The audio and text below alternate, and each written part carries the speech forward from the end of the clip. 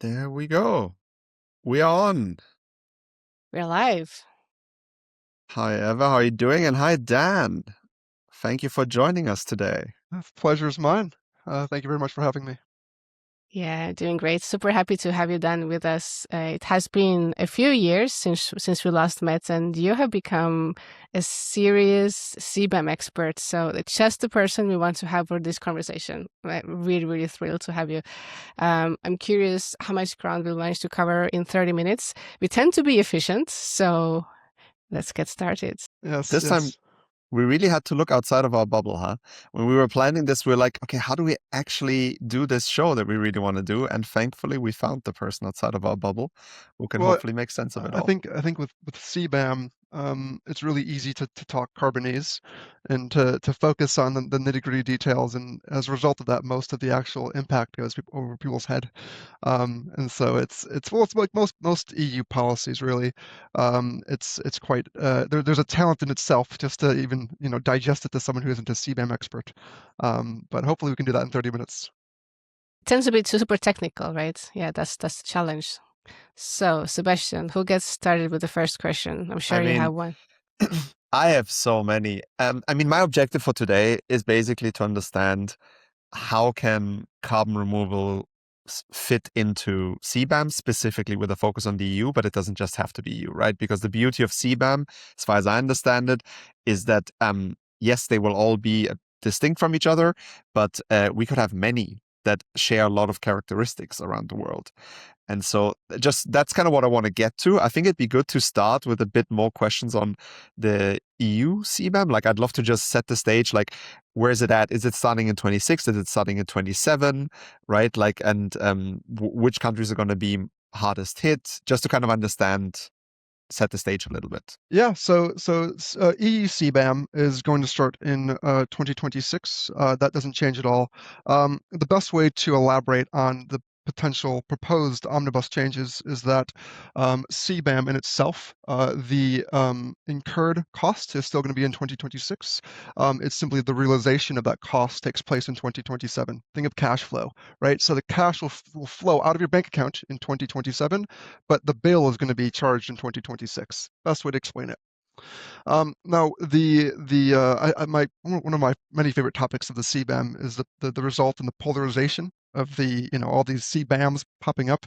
And the issue though is we're going to start calling them CBAMs. You mentioned actually I think it was on April 8th where the U.S. CBAM came up. That's not a CBAM, but people were going to refer it to a CBAM. So I don't want to play alphabet soup here with all these acronyms. Why is it But not a CBAM? well, it's technically it's the term for a CBAM is actually a BCA, Border Carbon Adjustment. So the first ever BCA style proposal actually came in California for WCI's power sector, and so that's when it was first referred to as a BCA. Now the EU's taken BCA and kind of made it the CBAM, the Carbon Border Adjustment Mechanism, and this is semantics at this point, playing around with words. The U.S. is I guess almost not even a BCA. It's the Foreign Pollution Fee Act. Um, here's my personal take on it. America has taken what they view as a BCA, Border Carbon Adjustment, and changed it all, still calling it a CBAM or BCA. Really, it's a tariff in disguise. And so that's something that we've kind of expected for a while now. I mean, we're going to see a lot of these countries, and I don't want to name them right now if I don't have to.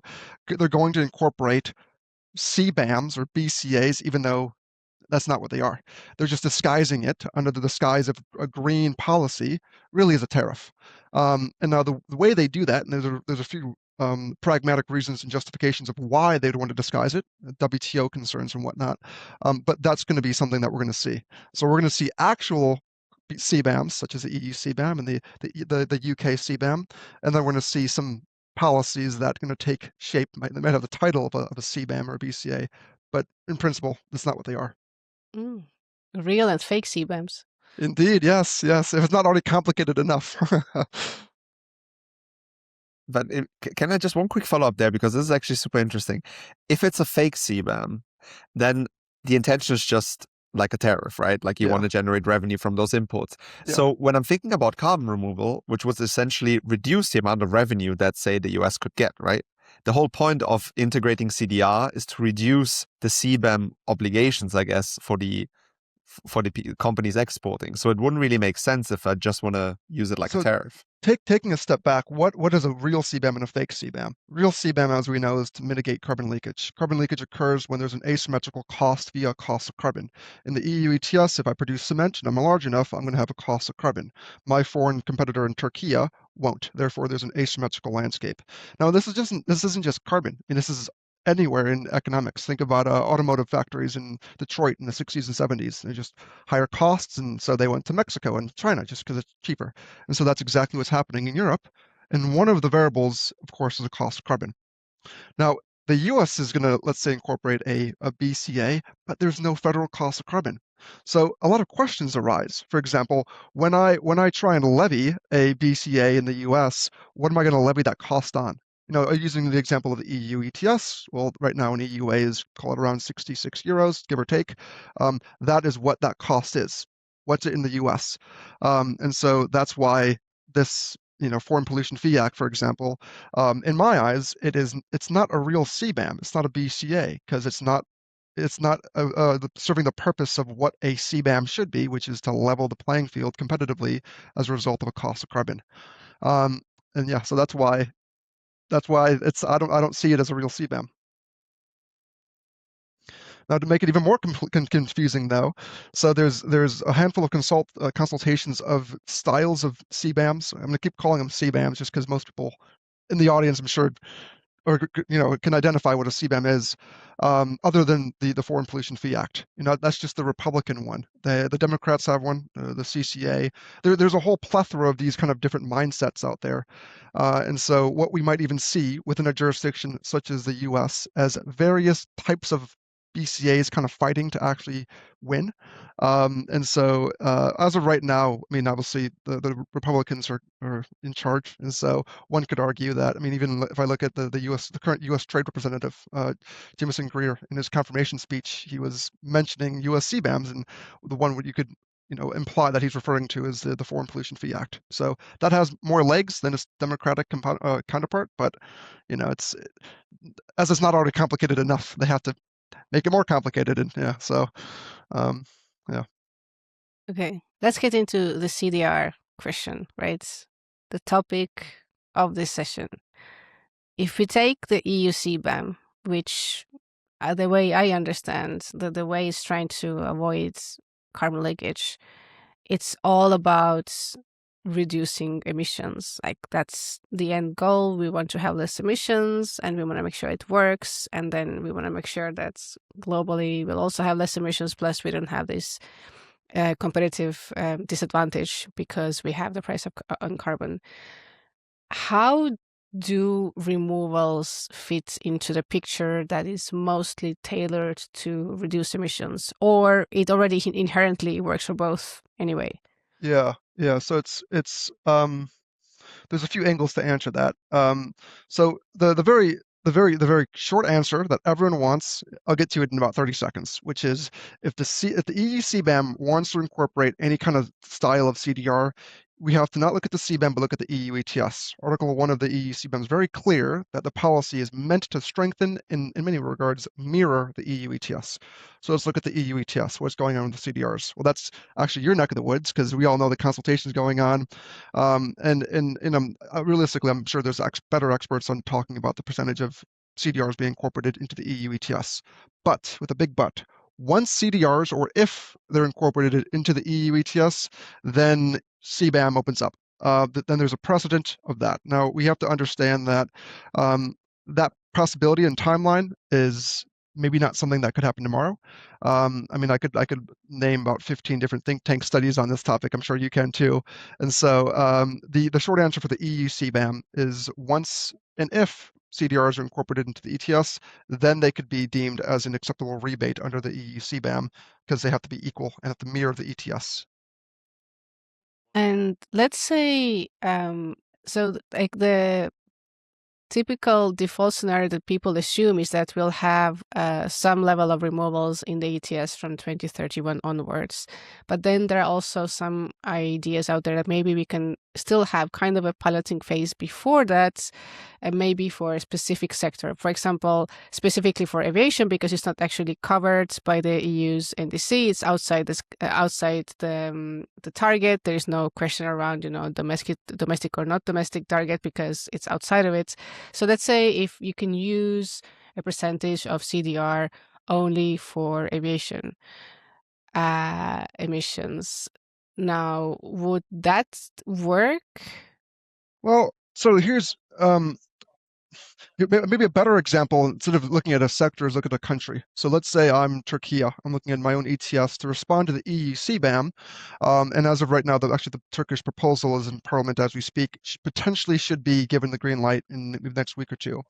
They're potentially looking at having around 5 to 10% of their entire shortfall being of exposed companies to be able to be used for offsets and whatnot. And so then you could make an argument potentially those offsets could be CDR. Now the next question on top of that though is so within that effective cost of carbon in Turkey, for example, would that percentage of shortfall be seen as a redeemable exemption under the EU CBAM? Very questionable. I can quote Article 9 of the EU CBAM right now, and there's a lot of questions that arise if that actually is equal, because of course in the EU ETS, installation can't use a CER anymore. They have to use an EUA, and so then you get into a different rabbit hole. The main takeaway though is in order for anything to be opened up for the CBAM, realistically, the first thing that needs to be happen is the EU ETS has to be opened up, and that's where a lot of these different opinions come in on how it would impact the supply-demand dynamics, how would verification happen, and all that stuff. I'm sure there's 100 experts who can elaborate on that. But once that is opened up, then I can come back in the conversation of how that would impact CBAM and whatnot. But that's the first hurdle. And opened up as in, because I'm just thinking of timelines here. 2026 is going to be next year. There's going to be a proposal by the Commission on CDR integration into the ETS.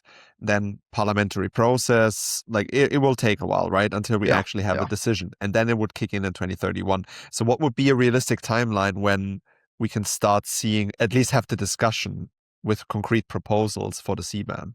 Well, so I mean, EU CBAM, not for a while, most likely. But if I was in the removal space, I actually wouldn't be looking at the EU CBAM. I'd be looking at the other BCAs. I'd be looking at Taiwan. I'd be looking at Australia. I'd be looking at potentially the US or Canada. As of right now, there are a fair chunk of countries currently looking at incorporating or consulting a BCI style mechanism. Now, none of them really are very similar. Maybe with the exemption of the UK and EU CBAM, a lot of them are they're weird and they're quite unique. But the result of that is there might be a lot of spaces that pop up for opportunities for CDRs when it comes to these new BCAs. So if I was looking at where is the short-term opportunity, call it, we're 2025 right now, so call it 2025 to 2033, 35, I'd actually look at the other BCAs initially. Then after maybe 2035 or maybe even before that a bit, then we can talk about CBAM incorporating CDRs again. But that's my take. That's my take with how typically this could work when it comes to. The EU is very slow with legislation. We know how this is, and rightfully so. You don't want to, these mechanisms are very fragile. You don't want to move too quickly, but that could mean quite a long time to consult on this before anything happens. Yeah. Yeah, it's sad that the short term is 10 years, but I get you. We all work in policy. But my challenge with these other BCAs is price and volume, frankly, size of the actual market, but also price, because the price for these is often in the single digits. Yeah.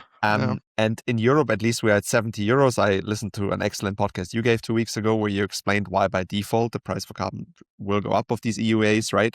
So we're going to reach a point where let's say the 150 euros won't look so crazy anymore that we might see for durable removals. Whereas I'm not an expert of any of the other BCAs you mentioned, but I would imagine they are not going to be anywhere close to that. Yeah. So how would that integration ever happen? Well, that's a very good question. And now, and this is a different topic. You can incorporate, and I talk about ideas of things like CCFDs and whatnot. But realistically, that's one of the Achilles heels with, obviously, we all know with removals right now, is the price discrepancy between what the market's trading at and what compliance markets potentially could be trading at, there was a very large delta. And so we have to overcome that. And now this is why it's a catch-22. In order to overcome that, you need scalability. And to scale this, you need investment. And what do investment needs? They need long-term confidence. And so if I'm sitting on the webinar right now in 2025, and we're still a bit unsure of where is the scale going to come from, how are we going to supposed to scale up to meet that 2030, let's say, hypothetical, if the private equity and hedge funds are still a bit maybe risk adverse, because where's the scale going to come from? And so in order to overcome that delta, it's a catch-22, because you need that. It's tough. It's tough, and so I completely agree. That is a significant issue if any of these other BCAs incorporate a CDR or CDR style mechanisms.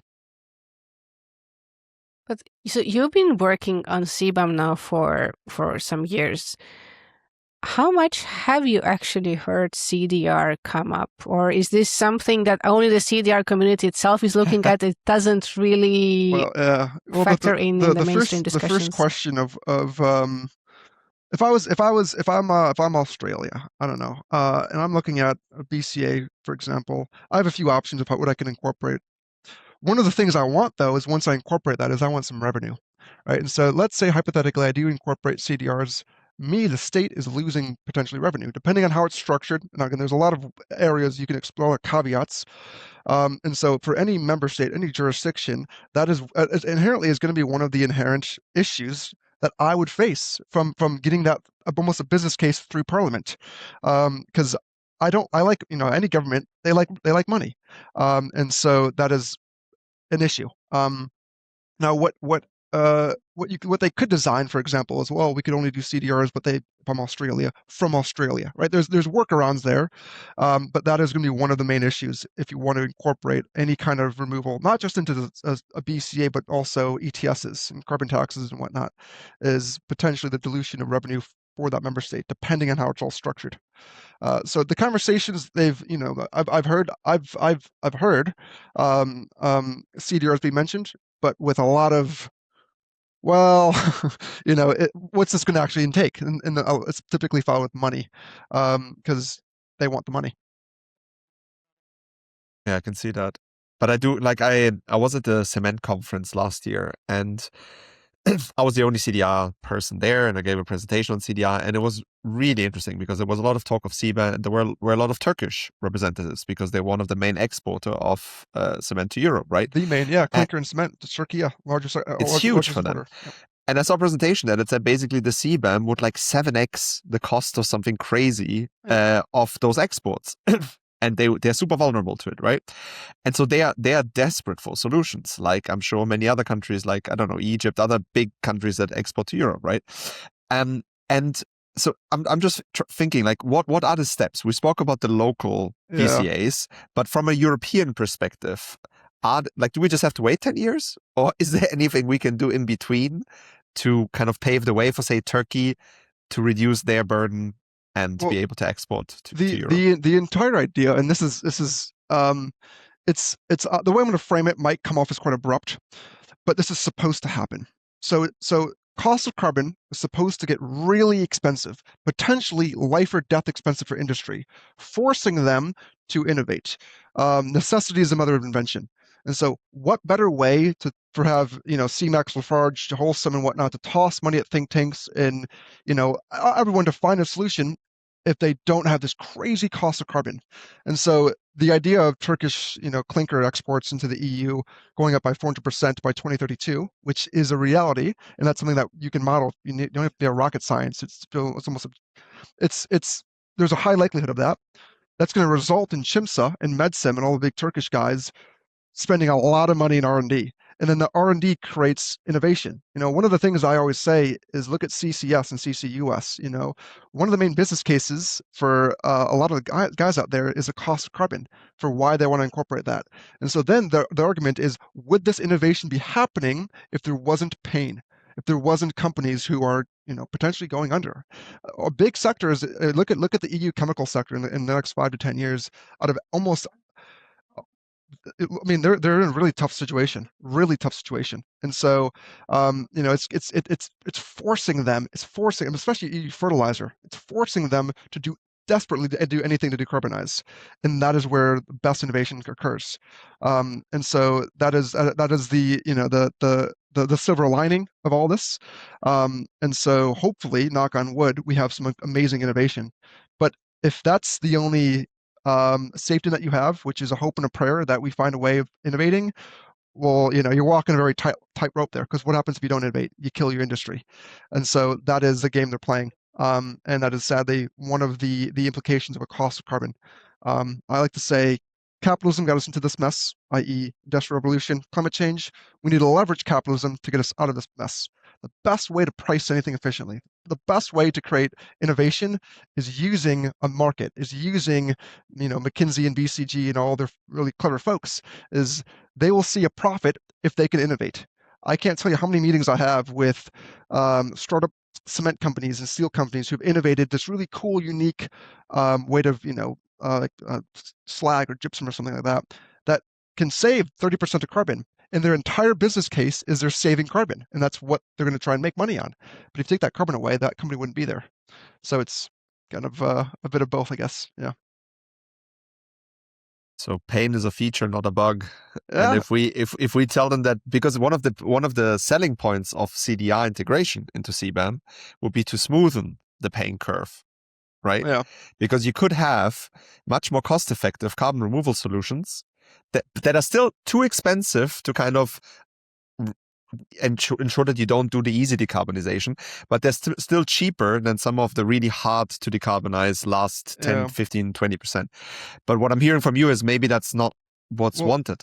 Look at pricing signals for the marginal abatement cost curve. So look at cement in the EU, for example. So cement, if I look at all the sectors, from a bird's eye view, they're still the most heavily allocated, given free allocation, right? Always been that way. And the reason is because the benchmarking for clinker is a bit funky. And I don't want to get into that right now, but it is. And so the result of that is there's been less pricing signal to an extent for abatement in the EU. And that is one of the reasons why, if you want to go and look at clinker in the EU and clinker in Turkey, I believe it's for gray clinker is less carbon intensive than in the EU. And the EU has had an emissions trading system for 20 years. And part of the reason why is because they've had a weak pricing signal. They haven't abated as much. Now, that's one of many reasons for cement. I don't want to oversimplify it. But having a high pricing signal does lead to abatement via the marginal abatement cost curve. And so sometimes pain is not a glitch. It's not a bug. It's supposed to happen. Yeah. So I'm wondering about now that, I remember the whole CBAM history. For so many times the idea came up and it was killed because, of course, the commission would never suggest something like this until we had a commission that was willing to put it on the table. And then first it was all about, well, we don't really want to do it. We just want to threaten doing it so others will put the price on carbon. And now, we're at the point where, it's going to happen, right? It's not anymore just a theoretical kind of a push. Where is it going? Like, where do you see this proliferation of BCAs taking us in the next, 10, 15, 20 years? And do you see, like, as we decarbonize and we need to scale up removals, that the role of removals could become more central also in the context of CBAMs? Yeah, so the removals could be the common currency. So what do I mean by that? So let's take a step back. We're going to have the proliferation of all these weird and unique BCAs, which have their own weird and unique costs of carbon that are all measured and verified and reported differently, and it's all different. They're all traded differently. Some have speculators, some don't have speculators. Look at the current ETS system. Look at South Korea, China, India, and the EU. All different caps. One's an absolute cap, one's a relative cap. One has specs, one has no specs. One is very liquid, one isn't liquid. It's all weird. So what if you incorporated one singular cost, one currency, which could be a removal, because removals potentially can be a bit, interchangeable. The issue is revenue then, because if I'm, that's one of the issues that any jurisdiction doesn't want to forgo revenue, especially if they're putting all this effort into creating a BCA. BCAs inherently are not very good for trade, so they're going to slow GDP. If I look at the EU CBAM, by 2030, the European Commission anticipates a 12% reduction of traded goods that are covered by the CBAM. 12% less cement, steel. A report came out 3 weeks ago. By 2034, EU steel imports could have gone down by 30% as a result of Because CBAM. that's shifting domestically, or because we just end up using less? Or Asymmetrical landscape. So if I'm Turkey, or if I'm Turkey and I'm sending my steel into the EU, all of a sudden I have to have 300, 400, 500 euros more just to enter, just to play in this playground. Well, I might redirect my trade to another jurisdiction that doesn't. So my clients are already shifting to an extent, shifting their trade. If I'm looking at selling a 3-year forward contract, I have to bake in the additional cost of carbon, which isn't trivial. And so then I start looking at my profit margins. Now that's a whole different economic dynamic that I can get into, but the result is a shift in trade. The result is tension is very inefficient for trade. If I look at 1930s Harley-Smoot Tariff Act, what do we see in the 1930s when we had all these tariffs pop up? Trade plummet. It's because anyone knows this. It's tension's very inefficient for trade. That's why free trade agreements are so sought after. Is the less barriers of entry that I have from Turkey to the EU, the better. But if you put up a CBAM and then have to go hire EY to comply with it, I have to go and hire Dan Maleski to help me navigate it. I don't want to do that. I just want to go and I'll sell to US instead. But what if the US has a CBAM? That's what is going to happen. And so it's going to be a mess and a nightmare, and that's going to hurt GDPs. And as a result, to compensate that, governments might want revenue via CBAM. And that would be a difficult thing when you're incorporating CDRs, because potentially could be foregoing that revenue to the project developer, potentially, depending on how it's structured. it sounds like the more CBAMs we have around, the less at least the impact of this. I don't remember the exact technical term, but this, I guess, moving away to other geographies will actually occur. Well, exactly. So Well, if the US has one, and Europe has one, and China has one. But here's the thing: they're not going to all be equal. So if I look at the Chinese ETS right now, let's say you Google price of one Chinese allowance. That's actually not necessarily exactly what they're paying, because they're overallocated and they're not covering the same emissions, and they have all different subsidies. So that's why I always say with my UK ETS, best example right now, UK ETS and EU ETS are relatively homogeneous when it comes to the structure of these trading systems. But if you're looking at CBAM's impact, you can't just take the delta, because their UK ETS is still overallocated, and so it gets really messy really quickly. And so really the only sector I could ever really imagine that is truly exempt to an extent, quote unquote, from CBAM is UK power exports into the EU, because they have the UK ETS price, and they have, I think it's an £18 fee per ton. This carbon support price, and so it's as a result of that, the delta is diminished, and so it's complicated very quickly. It's much messier than it might seem from when you look from far away, because that's why I have a basically job. we'll need to. The consultancies love CBAM because it's exactly that. It's a nightmare, because how else are you supposed to create a level playing field? It's very difficult. I could on this call name 10 CBAM startup companies, and there's gonna be a plethora more. This entire space is creating an industry to solve complexity. One of my favorites. I'm American, so I'll say this, but the typical saying, and you're gonna roll your eyes at this: it's America innovates, China replicates. In Europe, what do? We regulate, right? And so we're regulating the heck out of this BCA, creating all this complexity, and then the BCA is creating more complexity, and it's a nightmare. Our industry is asking for even more complexity. Imagine this. Imagine you got hired by like Nestle or just some regular corporate, and they said, "Hey, here's the hot potato of CDR and CBAM. Take care of it." You need years of all this. It's if I actually imagine what our clients are being asked to do, and I 12 hours a day I'm CBAM focused, but my clients, they have 20 other things, CSRD and everything else. Tough for them to manage. It really is. Wow. I mean, this has been so insightful, Dan. I can't thank you enough for coming here. Sorry, I rambled a lot not what there. I expected. No, but good. it's just really helpful to bring some clarity into this, and I think super educational for so many of those who tuned into the session to understand more. So yeah, thank Yeah. you, Dan. Pleasure's mine. Thank you for having me. So much. Bye, Evan. Cheerio.